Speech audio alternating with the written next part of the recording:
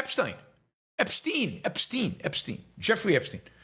The Jeffrey Epstein scandal that keeps on giving, that just doesn't go away, disappeared. Well, anyway, Congress is about to vote on basically demanding that the Justice Department release all the Epstein files.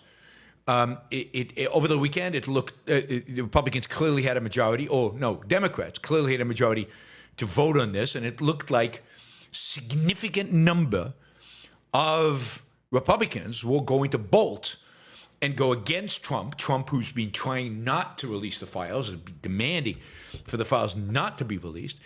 It seemed like about 100 Republicans were going to vote to have them released in spite of Donald Trump. This is the one thing, the one issue that they're willing to go against Trump. It's Epstein. Epstein is the one thing they're willing to go against Trump. Anyway, the vote is tomorrow, and it looked like they were gonna bolt on him. So Trump did what he often does. After weeks of trying to block the House vote, going after different Congress members, trying to argue with them, trying to force them, twisting arms and everything. It's clear now that he's going to lose the vote. So he is pretending. He's been for it all along, which is classic Trump, right? He writes, as I said on Friday night about Air Force One to the fake news media, which he talks to all the time, I guess, House Republicans should vote to release the Epstein files because we have nothing to hide. And it's time to move on from this Democratic hoax perpetrated by radical left lunatics in order to deflect the great success of the Republican Party, including our recent victory on Democratic shutdown. The Department of Justice has already turned over tens of thousands of pages to the public on Epstein. Remember, he opposed all of this.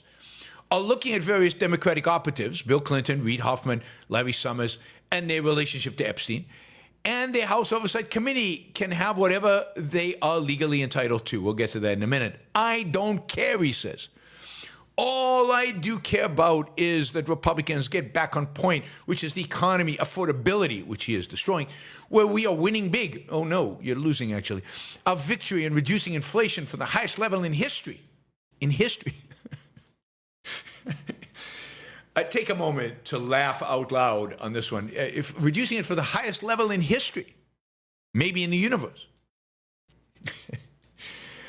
And all the rest. So he goes on, all the achievement, all of his achievements. He says, nobody cared about Jeffrey Epstein when he was alive. And if the Democrats had anything, they would have released it before the landslide election victory. Landslide.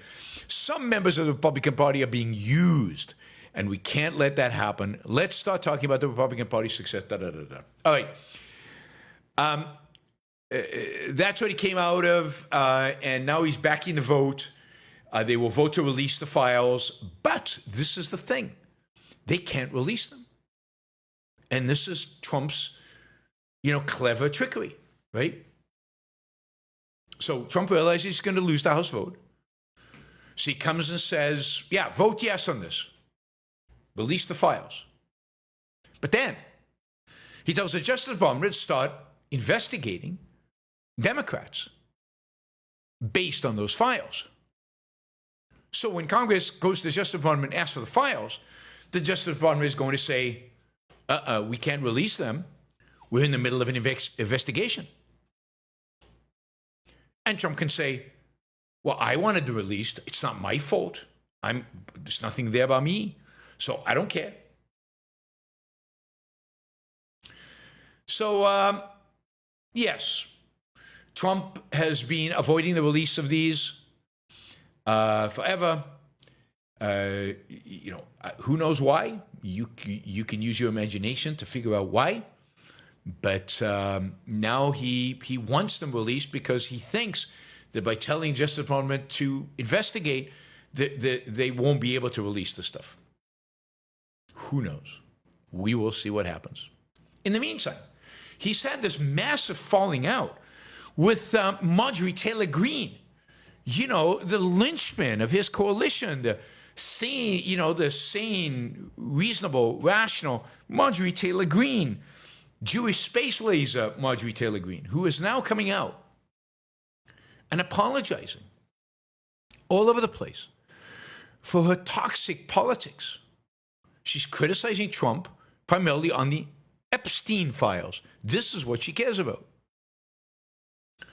She said in an interview on CNN, humbly, I'm sorry for taking part in the toxic politics.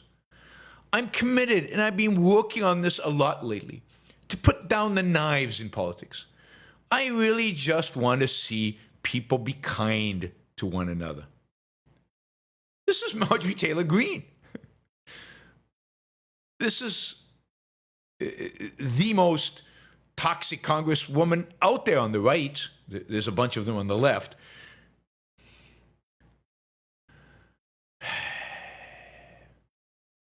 And of course, she's being criticized by Matt Walsh because Republicans are not toxic. It's Democrats that are toxic. Because Democrats killed Charlie Kirk, or leftists, right? Leftists, not one, many killed Charlie Kirk.